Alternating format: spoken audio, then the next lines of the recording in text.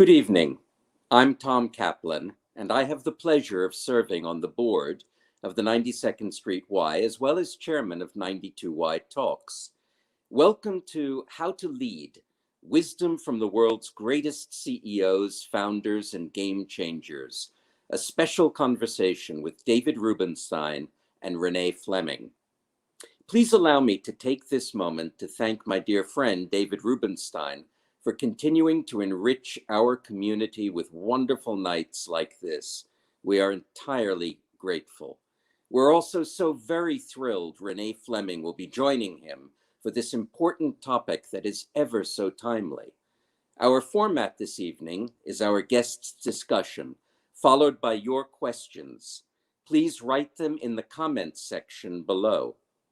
As many of you know, David Rubenstein is an extraordinary leader in the worlds of philanthropy and business, in addition to being one of the most adept interviewers there is.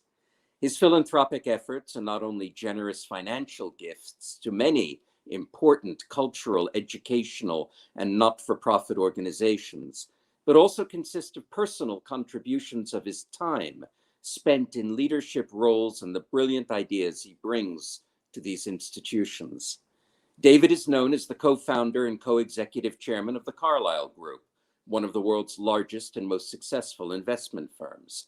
David is also the host of the David Rubenstein Show, peer-to-peer conversations on Bloomberg Television and PBS.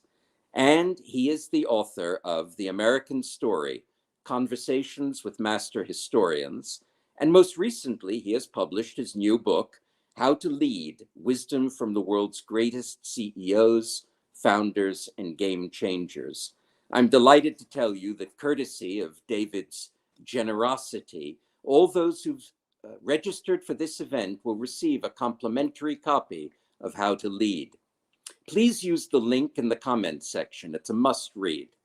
Renée Fleming is one of the most highly acclaimed singers of our time, performing on the stages of the world's greatest opera houses, concert halls, and theaters.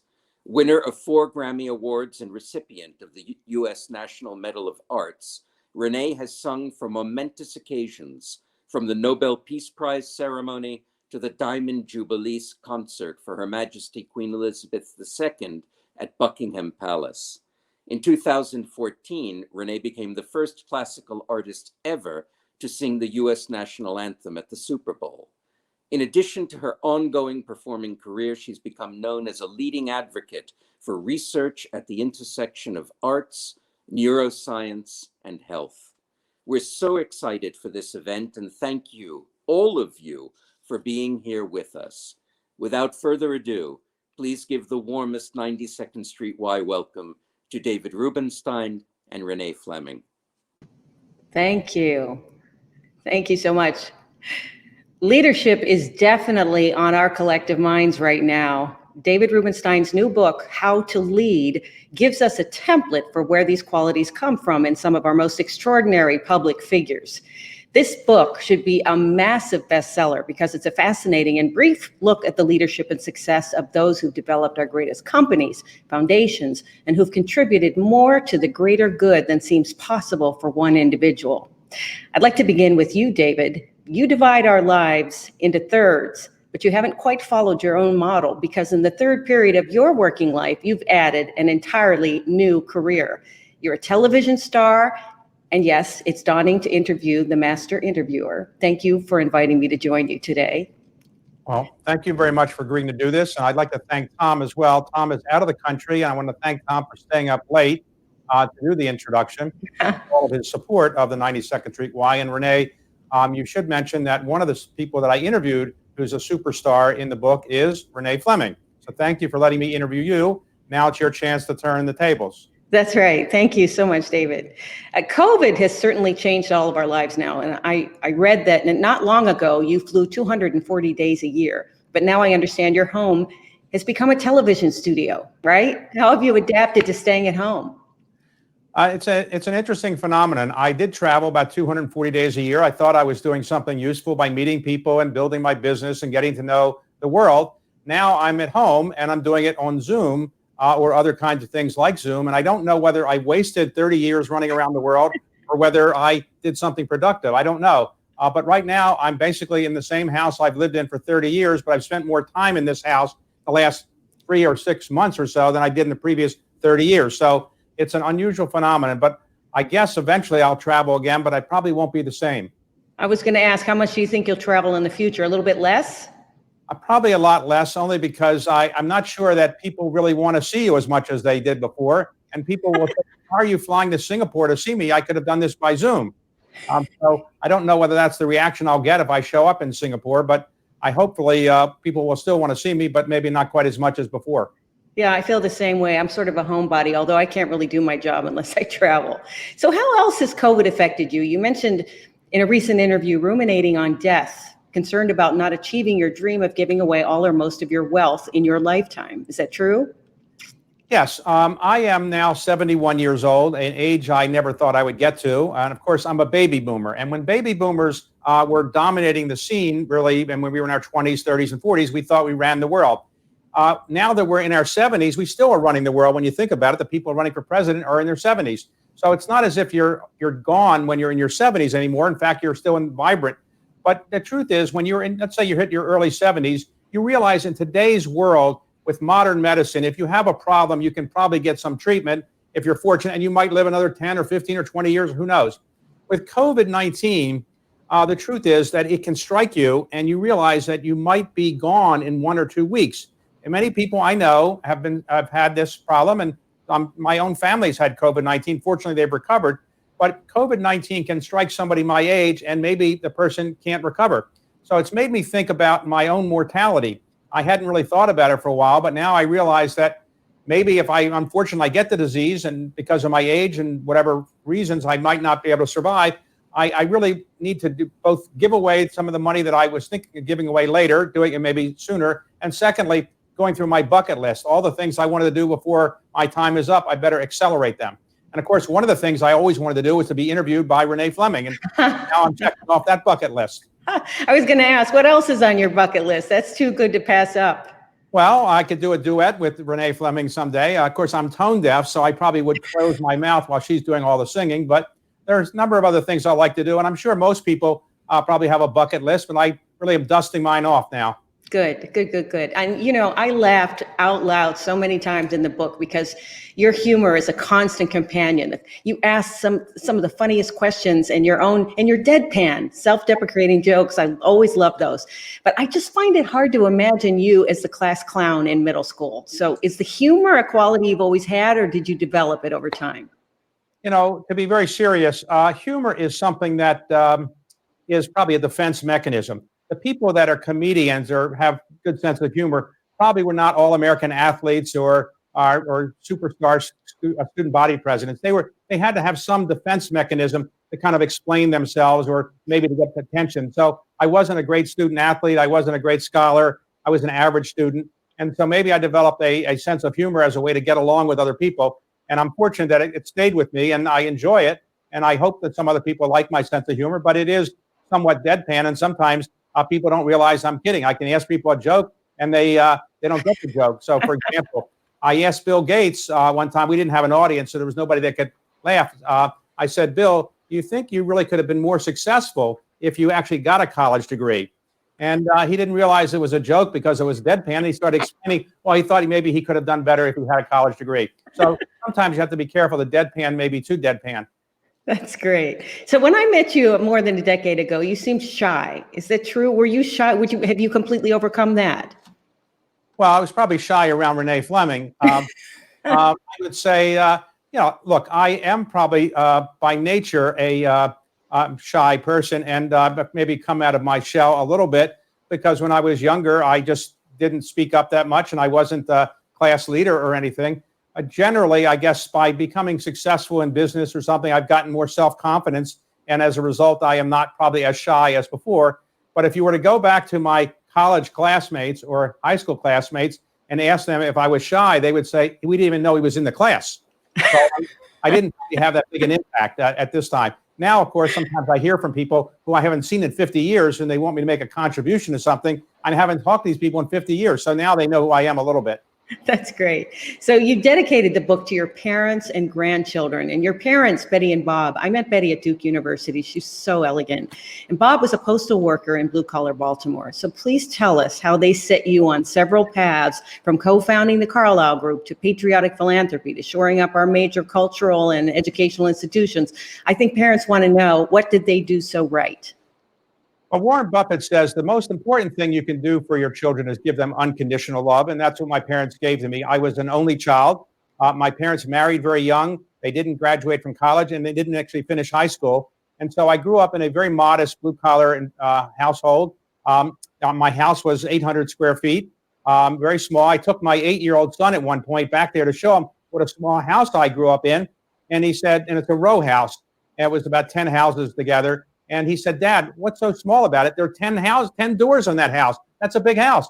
But I thought that's just one house. There are 10 houses there. So I guess my parents gave me their support that you could want from a family. They didn't have a lot of money, but the advantage of that is this: if you grow up in a setting where you know you have to make it on your own, it's a big advantage. And so my own children have grown up in a wealthier setting, obviously. And so if they succeed at something, somebody will say to them, "Well, your father helped you," or "Your father was wealthy." And so it's a bit of a problem for all children of families of wealth. Now, clearly, many of the people in my book are people that came from modest circumstances, in part because if you have a wealthy family or wealthy parent, you may not have the drive that you really need to be successful. As a general rule of thumb, while it's not bad to be in the Forbes 400, I suppose, people that are in the Forbes 400 generally don't produce children who themselves turn out to be great superstar leaders. Usually you get people who came from modest circumstances. And even if their father was wealthy, they might not, if not wealthy, but prominent, like George Herbert Walker Bush. His son became president of the United States, but it wasn't from an extremely wealthy family. So you can have people succeed, of course, if your family is prominent. But I just think as a general rule of thumb, there are some advantages to being from a modest family. And my parents, fortunately, lived long enough to see what I could consider to be my success and what others would consider to be success. So that's one of the great pleasures of my life, which is that my parents lived long enough to see what I had done with the upbringing they gave me. And I really think that that's one of the greatest pleasures I've ever gotten, is to make certain my mother saw what I was doing. And to finish the point on this, my mother wasn't really sophisticated in business. Every time she would read the Dow Jones will go down, she would think I was going bankrupt because she just didn't know enough about business. And after she passed away a few years ago at the age of 86, I went through her things, and she had stockpiled all the articles written about my philanthropy, but she had no articles about my making money. In other words, all the things that I had done that made money for Carlyle or others, she didn't care about as much. And that's probably because when she called me, and she would call me regularly, she would say, "Thank God you're doing something good with your money. Just don't make the money, give it away." And that's what gave her the greatest pleasure in anything I've done. Oh, that's fantastic. Wow. And it's so great that they really enjoyed how well you did, and they were there to see it. So to your book, How to Lead, there are some fascinating commonalities amongst your subjects, and several of the most successful in business, including Jeff Bezos, Bill Gates, Richard Branson, seem not to be driven at all by profit, and you too. And Tim Cook said he was unaware that Apple earnings were up 80% on his watch. His focus is on product and customer service. Now, this really surprised me. Do we believe them? I do, and this is the reason. When you don't have money, getting money seems like it's a very important thing. But once you acquire a reasonable amount of money by any normal human standards, you don't really care about getting that much more. It doesn't really mean anything because it doesn't really make your life different. And the people who are successful, like Bill Gates or Jeff Bezos or Mark Zuckerberg or Steve Jobs, these are people that wanted to prove an idea. They wanted to prove that they could do something that would change the world or make the world better for people. And once they found the way to do so, they didn't really care about the money. In the end, they realized, what are they going to do with all this money? They're going to give it away, as Bill Gates is now in the process of doing, and Warren Buffett's in the process of doing. So obviously, not having money means you have a more difficult life in some respects, but having money doesn't necessarily mean that you're happy. And the most important thing in life, in my view, is happiness. It's the most elusive thing in life. Thomas Jefferson talked about it in the Declaration of Independence, but he never actually told us how you get happiness. And there's no way, nobody really knows. But I suspect that most people who have a lot of money realize that money doesn't make you happy. It's giving away the money you have to other people, helping other people, makes you feel much better, and it's probably a greater way to achieve happiness. There are some very wealthy people I know who are very miserable and tortured souls because they haven't figured out how to give away the money. They haven't figured out how to help other people. And so one of the great pleasures of my life is figuring out how to help other people. And that's what really made my mother and my father proud. So that's interesting, because that was one of my questions about why you thought that there were successful people who were so unhappy. But, there's competition is part of this as well. And some people find it hard to let go of that. I know that's true in my own world. So both Jeff Bezos and Richard Branson are investing heavily in space travel. And I didn't see any mention of climate change in the interviews. So is there something they know that we don't quite know yet, like get off the planet? Well, obviously, both of them are trying to do some things that are very difficult to do. In the case of Richard Branson, I think he feels he can ultimately make money doing that. I'm not sure Jeff Bezos thinks it's a money-making proposition. I think he's putting $1 billion of his own money into each year. Whether he thinks he's going to get it back or not, I'm not sure. Have you signed up to fly anywhere off the planet? I haven't signed up yet. I don't want to be the first, but I might be there at some point. I think it works okay. So I'm not probably the greatest risk taker when it comes to those kind of things. But I would say that I admire both of them. Richard Branson overcame dyslexia. He couldn't read and he dropped out of high school. He didn't realize he had dyslexia. And then he's become a great serial entrepreneur. Jeff Bezos has changed the world. I remember when I first met him, he was telling me about he had a nice little company. He was going to sell books over the internet. That's all he wanted to do. And in the end, I kind of rolled my eyes and said, I don't think this person's going very far. Now he's the richest man in the world by far. And he's really changed the way we live. So it's amazing what an entrepreneur can do. And both of those are driven by changing the world, not so much by making money. It's not important to either of those people or to Bill Gates. It's amazing. So you said your biggest business mistake had to do with Amazon. And so I heard something about Facebook as well. Can you tell us about these? Because it makes us all feel better. Yes, it doesn't make me feel good, but let me describe what happened. In Facebook, my daughter was a student at Harvard, and she met a young man she's now married to, and they have 2 young children. And my son-in-law now told me about a classmate of his at Harvard who was going to drop out and start a company that was going to help, I think, students kind of get to know each other. It was like a dating kind of thing. And I'd already heard of those kind of dating services for college students before, all of which flopped. So I said, look, I don't really want to meet him because meeting him will probably be a waste of my time and money. Had I put some money in, then I would be wealthier. Now, I wouldn't be happier, but I might be wealthier. That was a mistake. Jeff Bezos needed to start a company, needed to have a bibliography of books in print. And the only way he could get that was from people who already had that bibliography of books in print. So he got it from one of our companies that Carlyle owned. And our salesman didn't really want Jeff's offer. The offer was about 20 or 30% of the new company Jeff was starting in return for use of the bibliography. Our salesman said, no, we want $100,000 a year. So eventually, Jeff, who didn't have a lot of cash, said, okay. Later, when I read about Jeff's company, I thought maybe it'd be good to have some stock. I went out to see him in his ramshackle office at the time. And I said, look, we'll take the 20 to 30% of the company. I think it's a better deal for us. He said, I don't really need you so much anymore, but you were helpful in the beginning. I'll give you 1% of the company, which we took. But at the IPO, we sold it right at the IPO. And now that was probably worth about $80 million. It's now probably worth $5 or $6 or $7 billion. So that was a mistake. Oh, that's so great. So one of the things I found interesting too is, did you purposefully choose people for the book who genuinely sound content, grateful, and they're so likable? And we know there are leaders who don't share those characteristics. And you said you find humility an important quality in leadership. So why is that?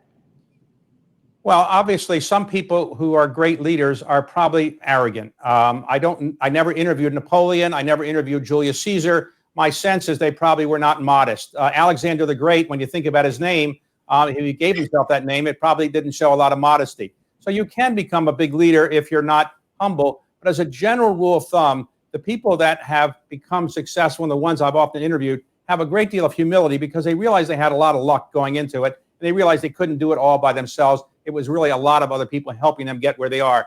So I do admire humility, and not just feigned humility, but real humility. And if you meet with Warren Buffett, he is not going to tell you how great he was or what a great investor he is. And I imagine if I'd ever had the chance to interview Abraham Lincoln, he wouldn't say, you know what, I won the Civil War pretty much by myself.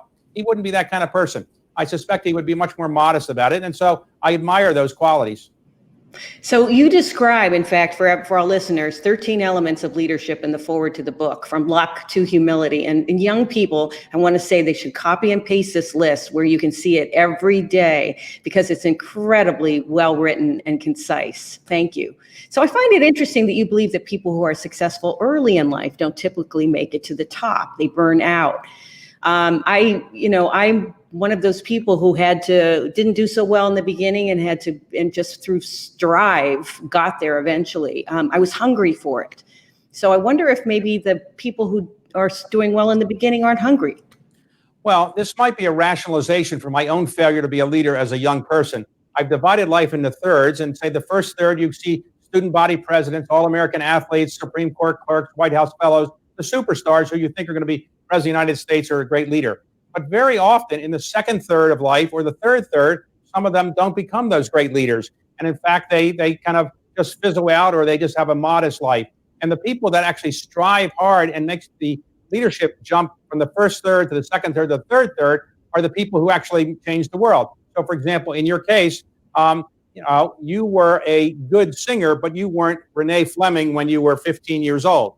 And people didn't say, this woman is going to be the greatest soprano in the world. So you worked hard, you kept persisting, you went off overseas to learn things, to learn different languages. You did things that made it possible for you to become Renée Fleming. And so you were an example of this. I don't know who the leading singer was in your age at 15, but whoever that person was did not become Renée Fleming. No, it's true. It absolutely is true. So passion comes up as a theme all the time, and the work ethic is incredible. So what was your schedule then at the height of your working with Carlyle, and what is it now? How many hours are you working a day? Well, I like to think I'm always working in something, because I'm always doing something that I'm enjoying. And so I'm either reading, preparing for interviews or things, but obviously you need to have some downtime and some way to relax. But I guess because I didn't think I was brilliant or that talented, I had to work harder. And so maybe I got a work ethic early on of doing more work than maybe was necessary. And maybe because I wasn't the person that people wanted to invite to their parties all the time, and the most beautiful women in the world weren't calling me up and saying, I wish you would invite me out on a date. That wasn't happening. So I had more time to work, and I developed good work habits. But obviously you don't want to be such a workaholic that you have no other personality. So I got this early on, maybe from my parents who were hard workers, but it's something I've stayed with. And so today, though, I don't regard anything I'm doing as work. Everything I'm doing is pleasure. So I obviously don't need to make more money. I'm happy to make more money because I'm going to give it away, but I don't need to make more money. And to have a nice life, I could do nothing the rest of my life, and I'm still, I guess I could be happy and content. But I feel the same way. I love what I do. It really makes a difference. This is what I'd rather be doing. It's true. Right. So everything I'm doing is pleasure, and including this interview. Thank you. I want to ask you now about women. So Marilyn Houston of Lockheed Martin was so interesting, working a night shift through school. And I love that you asked her about the F-35 fighter jet, what happened between numbers 22 and 35. So your curiosity is refreshing and ever present in these interviews. Do women bring something unique to the table in business? So a lot of people talk about being part of a team. Well, in business, I think that it's important to be part of a team. No one person can accomplish anything in business by himself or herself. Everything in business is a matter of teamwork. I would say there are a few people maybe that are unique, maybe Warren Buffett and a few others can do many things by themselves. But as a general rule of thumb, I think you need a team, and you need to be able to persuade people to follow you. Even Einstein, when he said E = mc squared, he couldn't convince people by himself that this was true. He had to spend some time working on it. He had to persuade people. He needed other people to help him in many respects.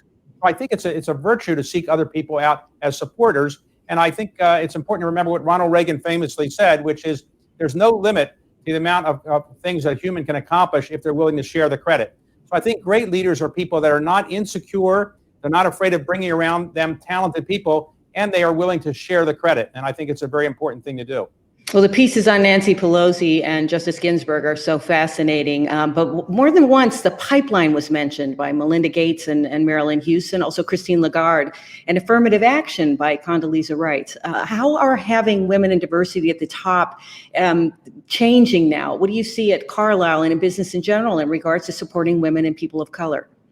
The world has clearly changed since I grew up. I was born in 1949, only about 30 years after women got the right to vote. It's hard to believe it wasn't until 1919 or so that women got the right to vote in 1920 in the 19th Amendment. So it's a different world than the world I grew up in, the world that many people my age have grown up in. It's a virtue now for our society that women can work alongside men, can get the top jobs. There's obviously still some discrimination. There's obviously some prejudice against women, I'd say, in certain areas. Some women are not able to do certain jobs because men are still not giving them the chance. The same is true with racial prejudice. If you'd like to look at the CEOs, for example, in the United States, Fortune 500 CEOs, there are now about 5 women Fortune 500 CEOs, and I think 30 that's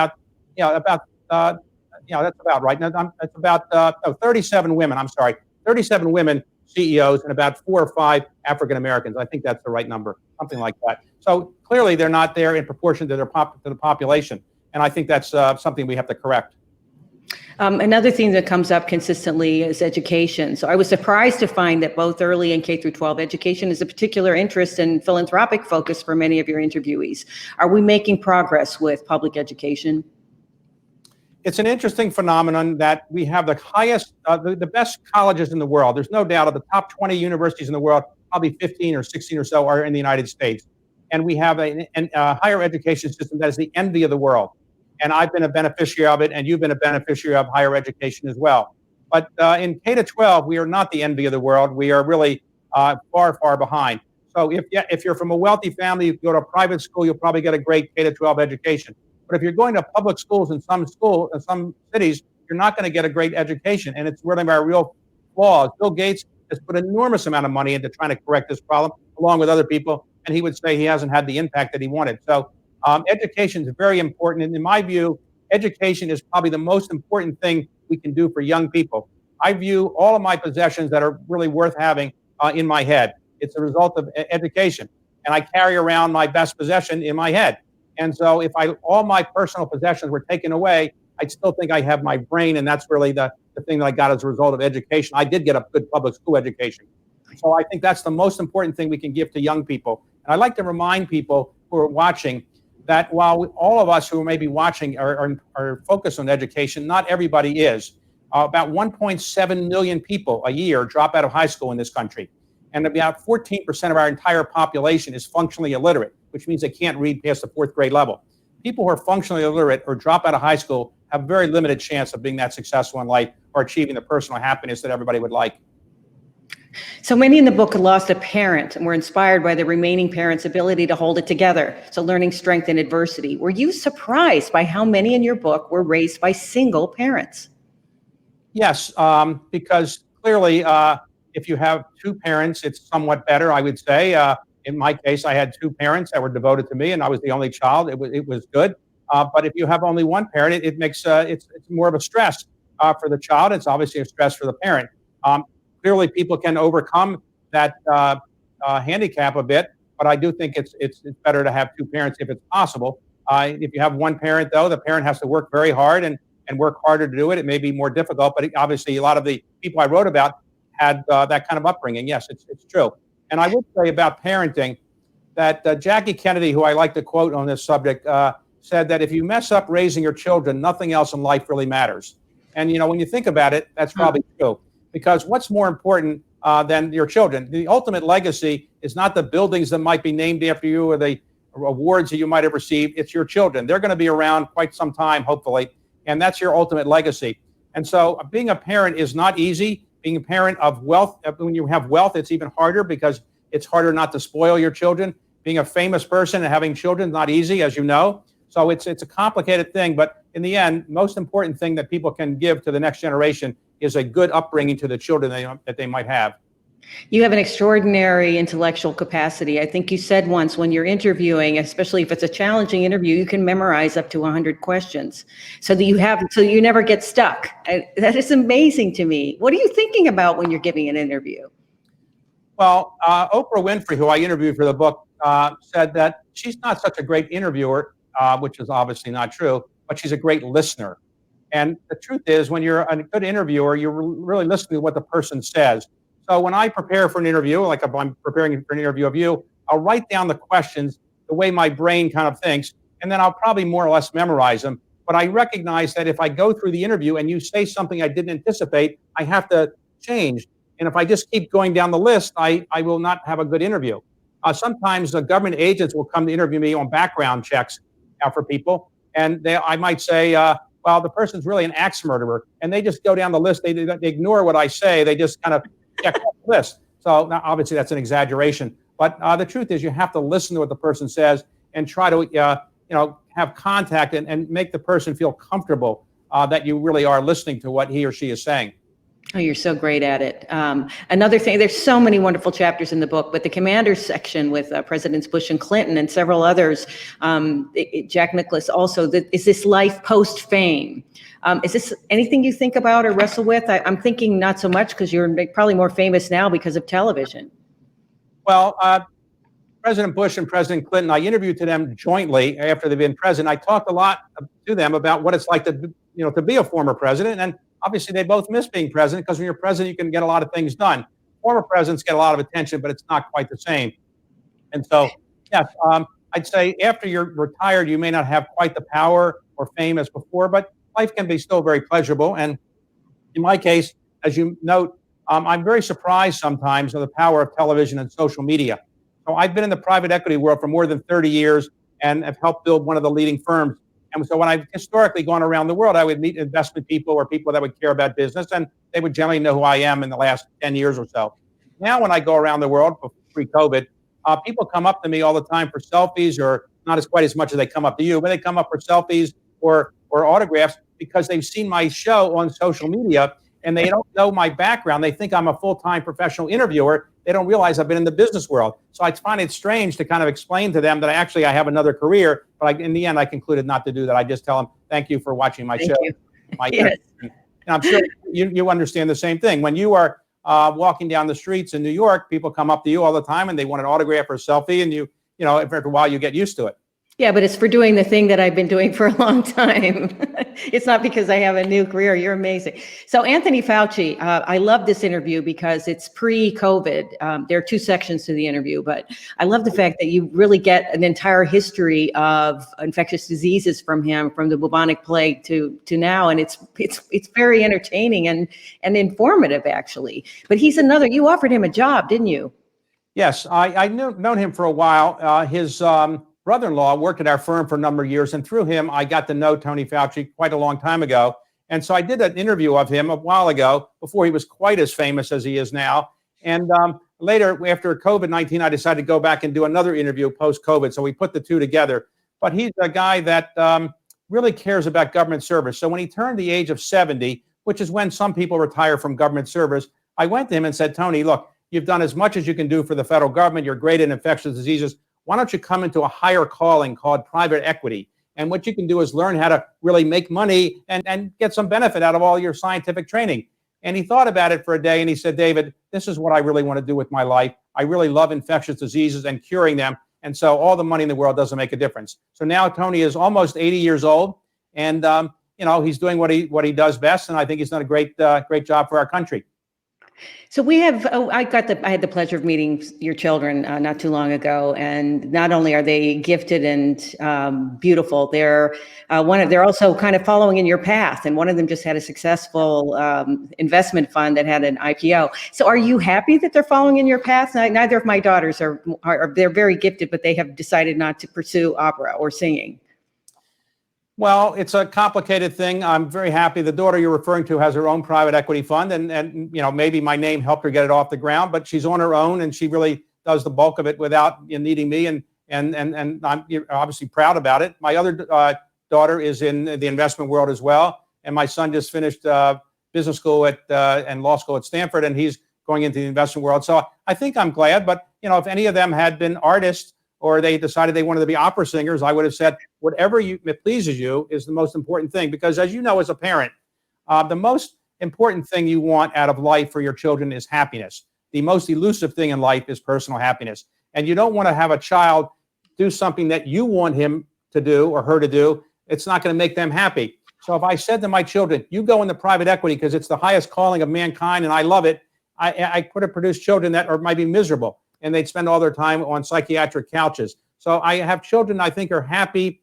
They recognize that what I've done is good, but not necessarily the best thing in the world for them to do. But if they like it, they should do it. If it makes them happy, fine. And I've also tried to instill in them a sense of philanthropy. And now that I think they're in an age where they can really appreciate the value of philanthropy. I'm trying to encourage them to get more involved in philanthropy, but not my philanthropies, the ones that they care about. Oh, that's great. And we have some questions now from our viewers. So number one, what would be your advice to mitigate the COVID crisis? Well, if I knew that answer, I would have gone to Iowa and New Hampshire and so forth. It's not easy, clearly. My view is that you have to listen to the scientists. Tony Fauci and other scientists are the ones we have to listen to. I do think that testing is helpful. I do think that we need to get a vaccine as soon as possible. I hope that a vaccine will be available by the end of the year, but it will take at least 6 months to have it fully disseminated. So I do think that we are in an unfortunate situation. We had the great influenza of 1919. And in that influenza, or 1918, I guess it was, 1918, the great influenza, the Spanish flu, what people were told then is this: there are 3 things you should do: wash your hands, socially distance, and wear masks. 100 years later, those are really the same things we have. We haven't advanced all that much in some respects. So I'm hopeful that we can get a vaccine, but the Spanish flu never got a vaccine. And so hopefully we're more advanced now than we are then. But an average vaccine takes about 7 years to develop. We've telescoped that process, and it's going to get down to about a year or so. But it's still, a lot of people have lost their lives around the world, and it's a really tragic situation. And it may come back, because there's a very interesting book called Spillover by David Quammen. And what he says is that because humans are interacting with animals much more than ever before on the face of the earth, we're likely to have other so-called pandemics, which are zoonotic ones, which jump from animals to humans. And therefore, we need to be better prepared than we were for this one. So what have you learned about the leaders you've interviewed that surprised you? This is the second question. I've learned all of them are human in the sense that they don't sit down and tell you how great they are. You have to, get them to kind of open up a bit. All of them, in my view, have a great deal of humility. They recognize that luck was important. They recognize that hard work was important. They're all people that focused on something. They try to make something where they were really good at it. They focused. They also are learners. All the time they're learning. You can't just say, I'm a superstar, and not improve and learn and keep improving your brain about whatever you're doing. And so all of them, in my view, also have a high degree of integrity. They're people you trust. But the greatest leaders of all are people that really know how to get other people inspired to follow them. Remember, if you're going to be a leader, you have to have followers. If you're not very good at getting people to follow you, you're not going to be much of a leader. And so all of these individuals have figured out how to get people to follow them, to want to do what they did, and to follow them in whatever their occupation might be, or to just view them. For example, in your case, people want to watch you sing all the time. And so it's a real art to be able to get people to really want to watch you. And the same as, let's say, Yo-Yo Ma, the same thing. People want to hear him as a cellist. But both you and Yo-Yo have actually expanded your careers, because both of you are now people who are cultural ambassadors. And you're spending a lot of your time talking about the value of the arts for society. And I think that's as great a contribution as performing, because you're really opening up the vistas for so many people who might not otherwise think about the arts as an important way to improve life. My passion is the intersection of arts and health. So thank you. It's true. And frankly, Yo-Yo Ma is my hero, because he's been a humanitarian for a long time. He's really inspired me. So another question, talk about your love of history. What past leader inspires you most? Well, maybe I wasn't good in the sciences, so maybe I got to be more interested in history because I got better grades in it. But when I worked in the White House as a young man, you get a sense of history when you work in the White House. And I've lived in Washington for 40 some years, and you see the historic buildings and so forth. So maybe it inspired me to get more involved in history. And I felt that many people don't know as much about history and our own history as they should. And there's a famous Harvard historian who once said, those people that don't remember history are condemned to relive it. And so the point being that if you don't learn about history, you're going to make the same mistakes over and over again. And so I've been involved a bit in trying to remind people of history, the good and the bad. So, for example, if I help to restore Monticello, Thomas Jefferson's home, I wanted to make certain that the slave quarters were built out so people would know that Thomas Jefferson, for all of his virtues, also was a slave owner. And, the same would be true of James Madison or George Washington. I think we should know the good and the bad. And I think, the theory behind knowing history is that eventually you can build on it and become a better civilization. Sadly, right now, we don't teach people very much about civics in high school or junior high school. And so a very sad situation arose recently where a test was done, and this is the result. It turns out that if you want to be a citizen in this country and you're a foreign-born person, you come here, you have to live here for 5 years. Then you have to take a citizenship test. Essentially, it's 100 potential questions. You're going to get asked 10 of them orally, and you have to get 6 out of the 10 right. 91% of the people who take that test today pass, 91%. Something like 40,000 people who are native-born Americans were recently given a test by the Woodrow Wilson Fellowship Foundation, and they were given the same test. And in 49 out of 50 states, a majority of the citizens could not pass the basic citizenship test.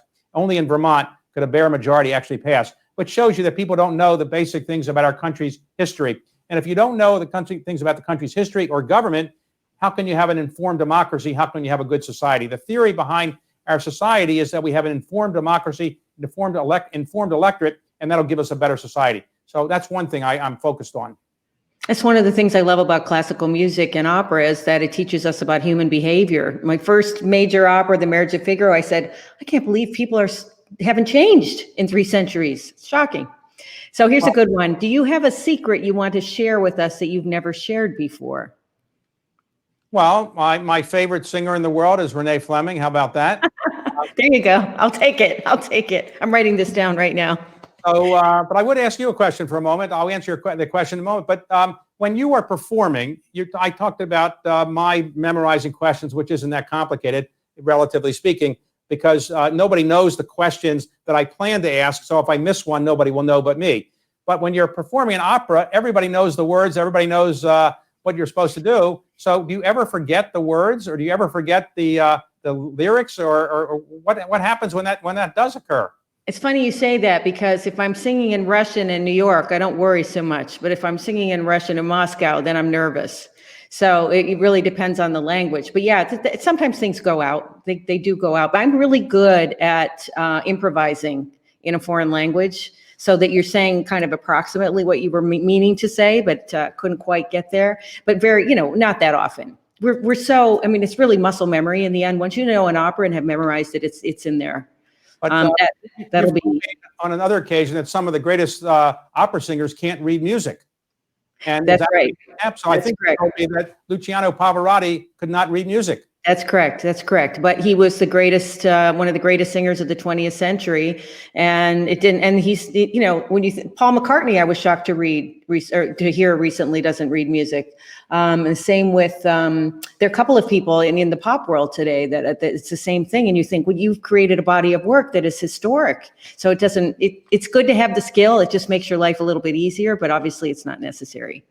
So is leadership born or learned?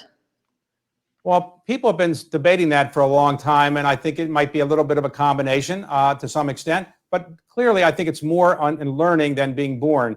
I do think if your parents are extremely good athletes, you might turn out to be physically endowed and might be a good athlete. But as a general rule of thumb, I think that leadership is really learned at an early age. And then if it's not learned at an early age, later in life, you acquire some skills. So I would rather have somebody be mentored by somebody that's very good than just to rely on genes. Genes are important, but genes alone are not necessarily going to make somebody a great leader. As a general rule of thumb is my view.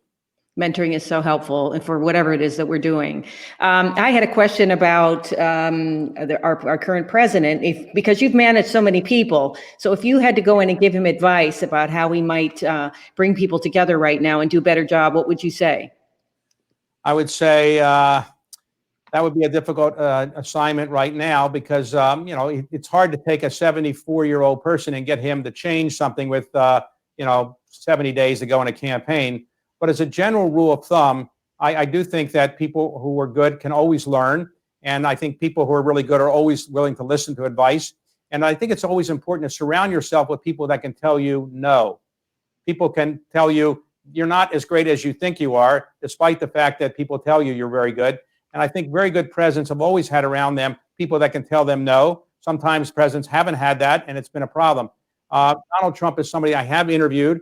And in fact, when I interviewed him once, it wasn't in the book. It was about a year or so before he announced he was running for president. He told me in the green room, he said, ask me about whether I'm going to run for president. And I said, well, president of what? He said, president of the United States. I said, well, there's no way in the world you're going to get elected president of the United States. You're a real estate guy from New York. And he said, well, you never know. And obviously my predictions were wrong. And I've been wrong in predicting who's going to be president of the United States many times. But I don't know that I have advice that right now that I would give him that he would probably think would be good advice.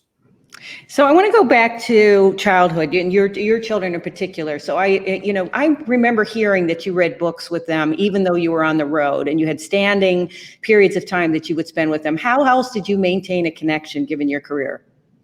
Well, I did travel a lot, and there's no doubt that when you travel a lot, as you learn, it's difficult. You took your daughters with you very often, as I remember, and so you made certain that you were bonding with them and teaching them. And I didn't take my children on many of my trips, but sometimes I did. As a general rule of thumb, I think talking to them frequently, and then when you have so-called quality time, teaching them the things that you think are important. Reading is very important, and as we all know now, literacy is one of the most important things you can get as a skill to become a very successful person in life. And I know that I've been involved in literacy a fair bit at the Library of Congress, and I've created a program to reward people that do very good things in literacy. And one of the things we've learned is that people learn how to read, children, from their parents reading to them. And so one of the programs that we've supported has been a program where service people who are overseas on a video screen get to read to their children who might be back home in the United States. So it's a way that you can bond with your children, teach them to read, even though you're not physically there. I think that's a very good program. But, there's no doubt that there's a penalty to some extent in not being around your children as they grow up, and you have to balance that in life. Time will tell whether I did the right balance or not. My children will probably someday tell somebody I was a terrible person. I didn't spend enough time with them. But on the whole, I think they're reasonably content with the time they got, and maybe they want more time. Who knows? That was definitely the impression I got. And so how did you get them on board with your choice to give away the wealth you've earned? Because they're all independent, which is extraordinary. And what a conversation that must be. Well, I tried for a long time not to talk about my wealth. Ultimately, Forbes magazine, they publish a bunch of lists and so forth. So sometimes people at school would tell them, hey, you see your father's on this list. But I didn't try to lead a very, very lavish lifestyle. Obviously, I have a more lavish lifestyle than I did growing up, but I don't have gigantic homes all over the world. I don't have a lot of things that are the accoutrements of wealth, relatively speaking. Obviously, I have more than I had when I was growing up. And I never gave my children a sense that money meant nothing to them or gave them so much money that they could do whatever they want. So now that I am feeling that they're adults, I think they can better appreciate the value of money and the importance of giving it away. But none of them ever come to me and said, I need more money, don't give it away. They've never said that.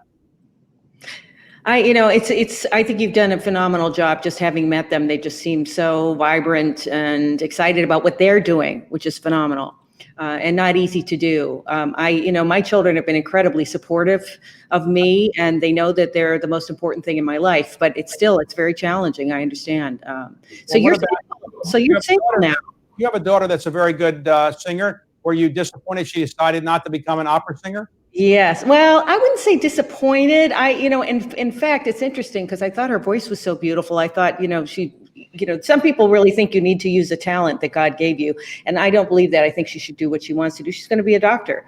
So that's what she's excited about now. And now is a great time for our young people to pursue that field. We need them. Well, it's hard to say to somebody who wants to be a doctor, that's not as useful as being an opera singer, right? It's hard to say that, even though singers it's harder to get great opera singers than maybe great doctors. There are fewer great opera singers than great doctors, probably. Well, that's the other thing. It's such a competitive field. It's not easy. My running joke about them not singing is they know too much. They've watched how they know what my lifestyle is, and they know how challenging it is. Oh, if you are one of the top 100 doctors in the country, you'll do quite well, and people will think you're a superstar. If you're the 99th best opera singer, you might have a more difficult life, right?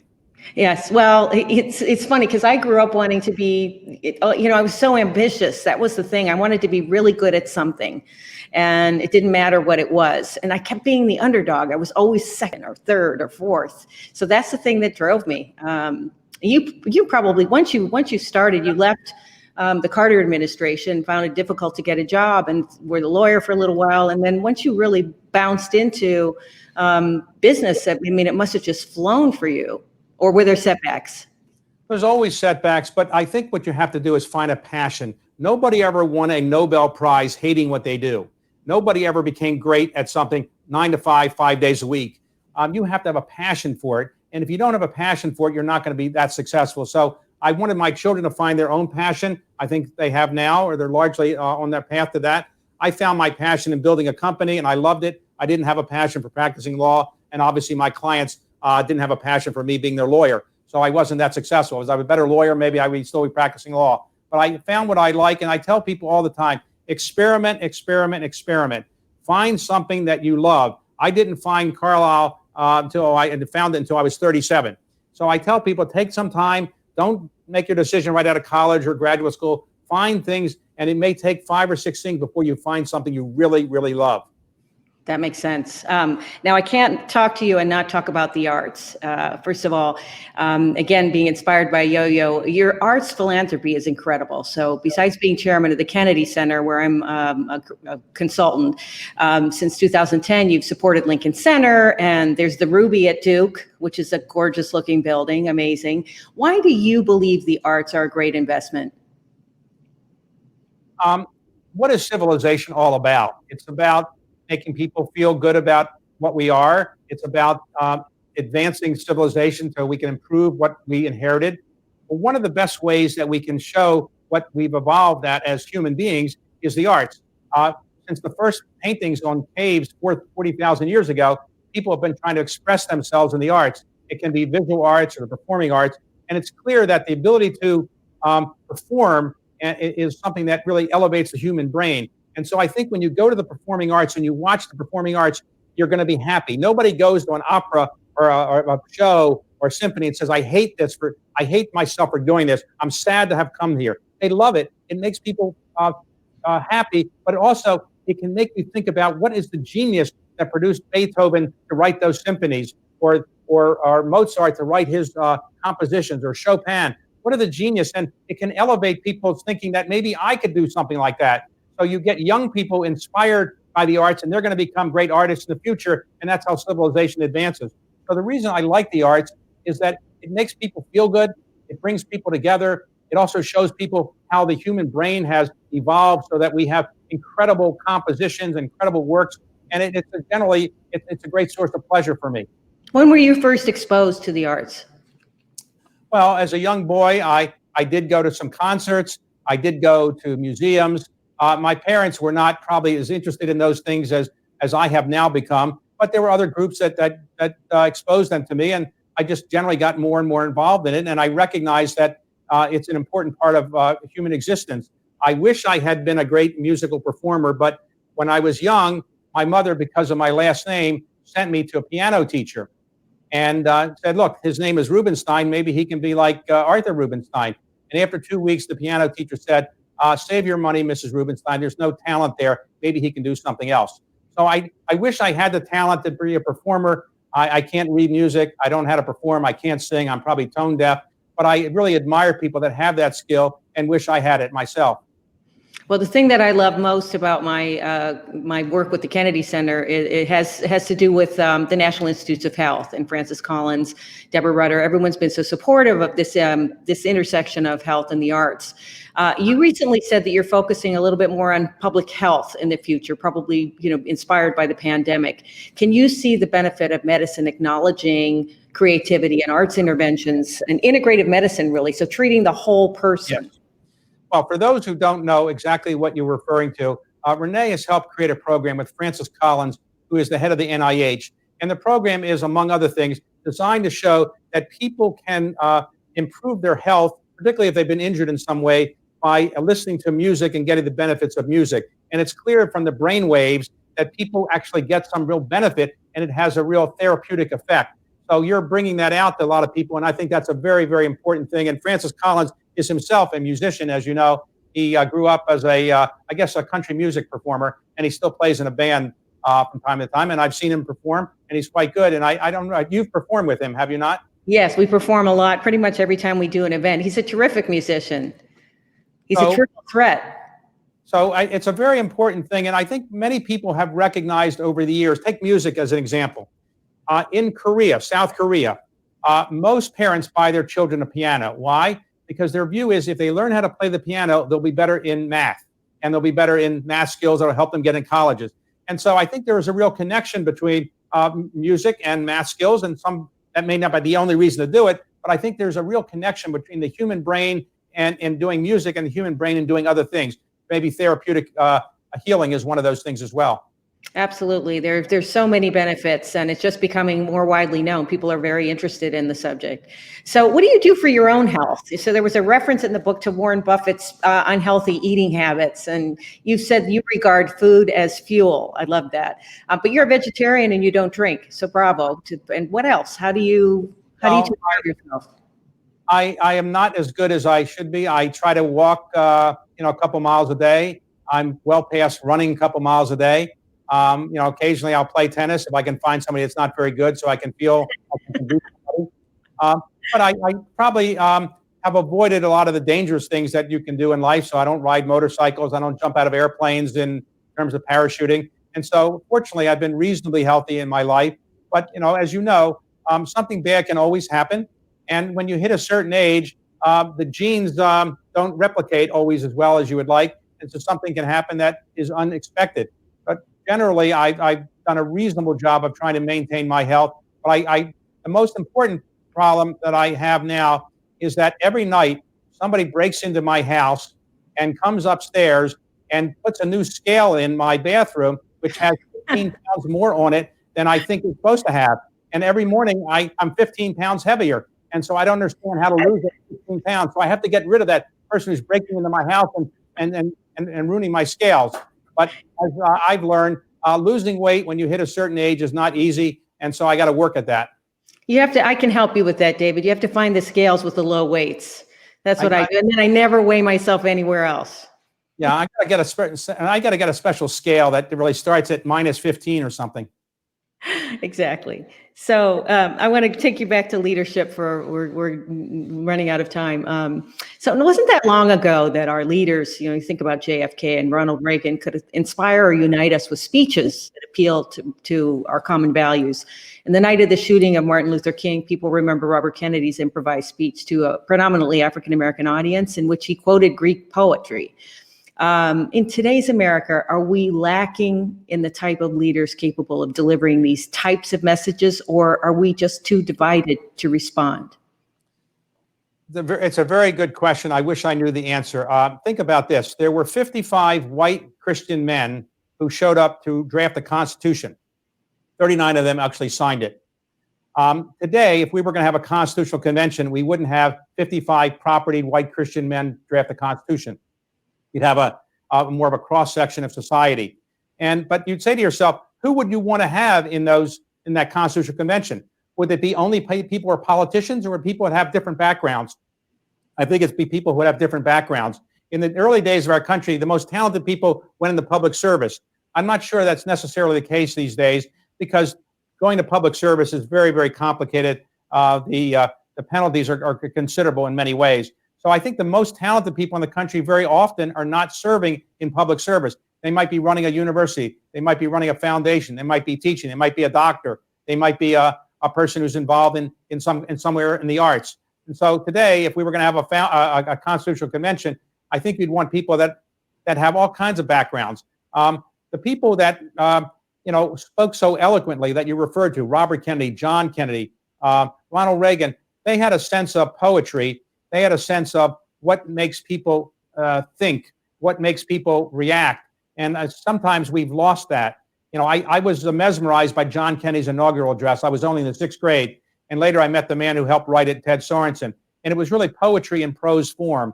And what we could use more is today, people that can speak in poetry and really can bring out the best, or what Lincoln would call the better angels of our nature. Thank you. Well, you're beginning another series for PBS on history, and I hope you cover a lot of this. Again, as you said, we need to learn more about history and just have that all the time so we don't repeat the same mistakes. Well, any regrets? well, as Frank Sinatra sang, I've had some regrets, but too few to mention. So, yeah, of course, I have regrets all the time. I guess if you're Jewish, you're always thinking you could do something better. You're always insecure. I'm always thinking I should have done better at this, better at this. I'm thinking up tonight, I'll be thinking of all the things I should have said in this interview that I didn't say. So I have regrets, but again, too few to mention. I'm very happy with where I am. To be my age and to be happy is a blessing. So I'm pretty happy, and nothing's made me happier than having an hour with you. So thank you very much for doing it. Thank you, David. It's a real pleasure to talk to you always. It's such a joy. And I think we're out of time. And thank you so much to the 92nd Street Y for hosting us. Thank you.